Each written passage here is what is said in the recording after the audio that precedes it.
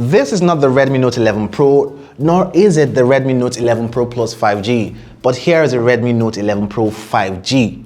See, Redmi added this device to the growing list of 5 devices in this year's lineup, but what exactly is the purpose of this device and should you even consider? And so without taking much of your time, yo guys, let's get started.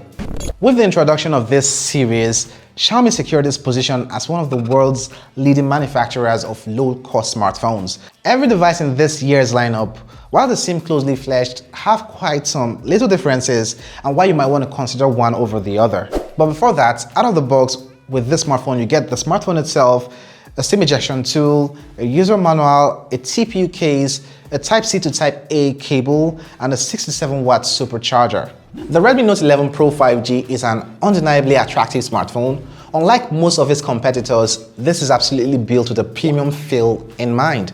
The back panel is glass and it has this somewhat matte look, which performs an excellent job concealing fingerprints. The Redmi Note 11 Pro 5G comes in 3 colors: the graphite gray, polar white, and Atlantic blue.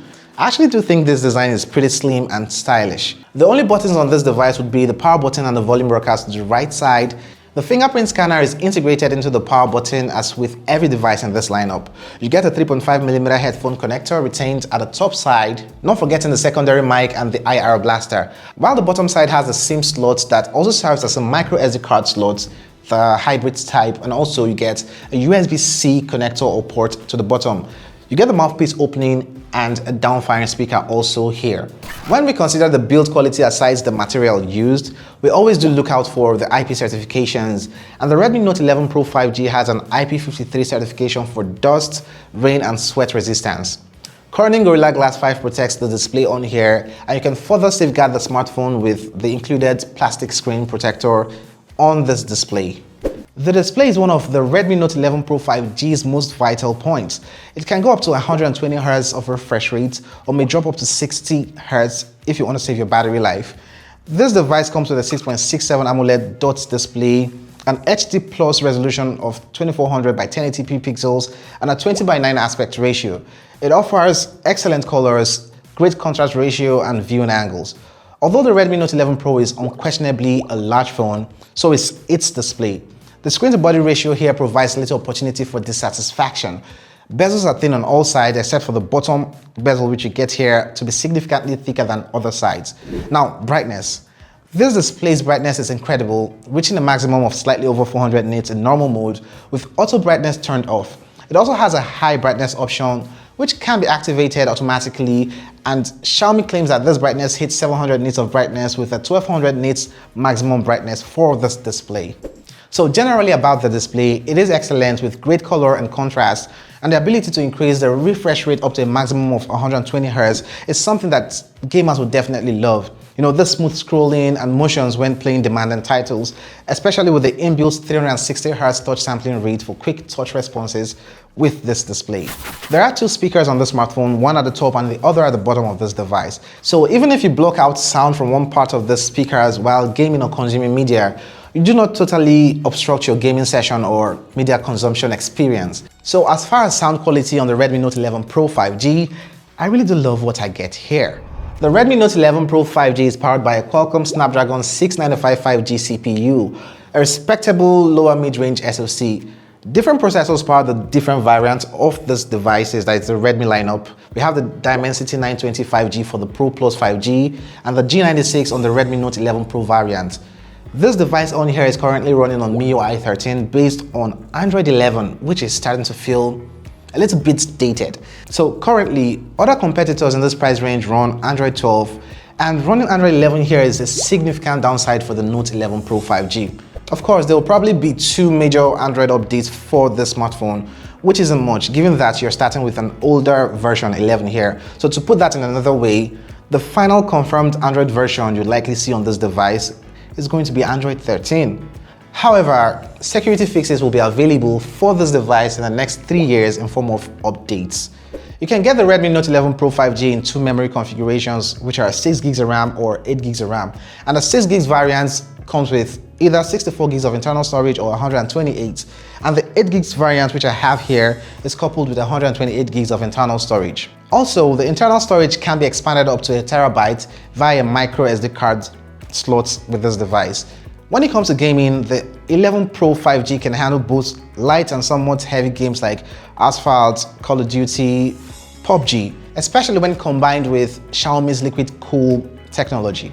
You get a pretty decent to high quality gaming experience with this device because of its outstanding graphics capability and the maximum frame rate you get from here. It also features the Game Tuber menu for gaming that allows users to take screenshots, record your gameplay, clear up space, and switch to performance modes for better gaming experience. You know, all those things that will obviously drain your battery life while giving you the best gaming experience. The cameras on here are 108 megapixel wide, or the main camera, an 8 megapixel ultra wide, a 2 megapixel macro lens, and a 16 megapixel front-facing camera. The primary camera here produces clean photos with vibrant color.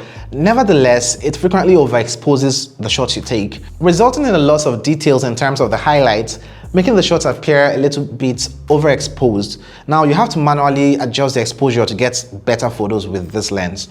The point here being that you shouldn't really rely on the smartphone's camera in terms of the point and shoot circumstance to get the best looking photos. You just have to tap on the subject to get the best exposure you need from this device.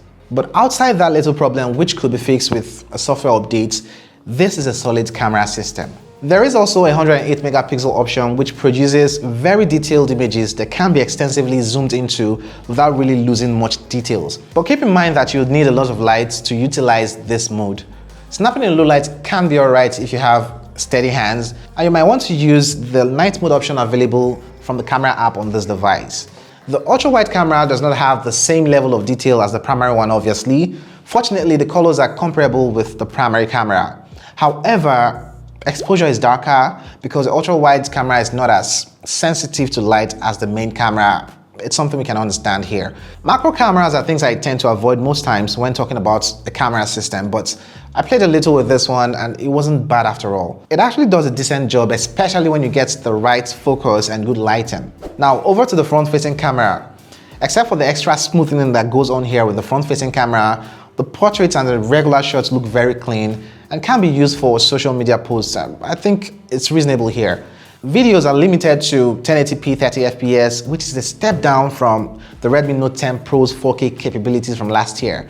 Given that this is a Pro model, it's frustrating to find out that the video capability is limited to 1080p and 30 FPS. This should be a 4K device, but I think it's a decent compromise for a phone that's this cheap. The 16 megapixel selfie camera produces good results in terms of the video and can compete, I'd rather say compare, with the rear camera in terms of the video quality, but it doesn't really stand out. Now let's talk about the power or the ability to do work. The Redmi Note 11 Pro 5G's battery is a 5000 mAh battery, which is about what you should expect from a phone at this price. The phone can last you for over a day, even with intensive use, such as surfing the web, viewing videos and movies, and also gaming. I mean, this device will take you into the next day, and you have this high-speed 67 watts charger, which juices this device from 0 to 100 in about 50 minutes. As far as pricing, I got mine here for 185,000 naira, roughly $350 for the 8 gigs of RAM and 128 gigs of internal storage option. Now, even though this device seems similar to others in this lineup, I think it has its place, especially considering the processing on here. Is this the best in this lineup? Obviously not, but if you primarily use your smartphone for things like surfing the web or taking photos now and then, this is an excellent choice to consider.